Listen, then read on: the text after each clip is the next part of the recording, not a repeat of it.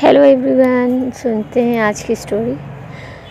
मोनी चिड़िया बहुत ही दयालु थी। वह घर के काम करती, झाड़ू लगाती, खाना बनाती, फिर काम करने जाती थी। एक दिन मोनी चिड़िया की सास कहती हैं, मोनी चिड़िया, अब तुम खाना नहीं बनाओगी, तुम कोई भी घर का काम नहीं करती हो। अब मेरा बेटा कमाने गया है, अब तुम मेरे घर से निकल जाओ, मैं तुम्हें अपने घर में नहीं रख सकती। सासू माँ, मैं कहाँ जाऊँगी, मुझ पर दया कीजिए।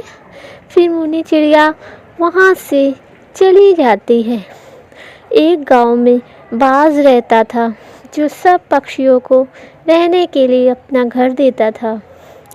मोनी चिड़िया जंगल की तरफ जाती है और पेड़ पर बैठ जाती है। कहती है, मैं अब कहाँ जाऊँ, मेरी सास ने भी मुझे घर से निकाल दिया है। इतने में कबूतर आ जाता है। वह बताता है, बाज के पास चली जाओ, वह तुम्हारी मदद करेंगे। चिड़िया बाज के पास चली जाती है। बाज बोलता है, ठीक है, तुम यहाँ रह सकती हो। फिर चिड़िया वहीं रहने लगती है।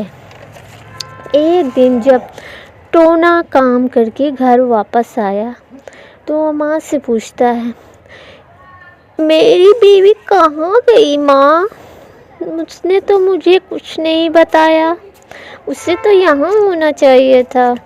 उसकी सास बताती, मुझे नहीं पता, वह खुद से ही घर छोड़कर चली गई है। फिर टोना जंगल की तरफ चला जाता है। वहाँ उसे कबूतर बताता, तुम्हारी माँ ने तो मोनी चिड़िया के साथ बहुत गलत किया, उसे घर से भी निकाल दिया है, अब वह बाज के घर पर रह रही है। फिर टोना मोनी चिड़िया से मिलने बाज के घर पर जाता, कहता, मोनी चिड़िया, मुझे माफ़ कर दो, मुझे माफ़ कर दो, मेरी माँ ने तुम्हारे साथ बहुत गंदा बर्ताव किया है, उनकी तरफ से मैं माफ़ी मांगता हूँ तुमसे। जब मैं वापस आया तभी मुझे पता चला इस बारे में, इसलिए मैंने ये फ़ैसला लिया है कि अब हम इसी जंगल में रहेंगे, वापस नहीं जाएंगे।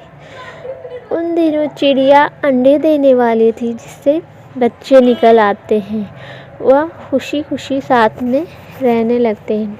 तो कैसी लगी हमारी आज की स्टोरी, लाइक एंड सब्सक्राइब कीजिए।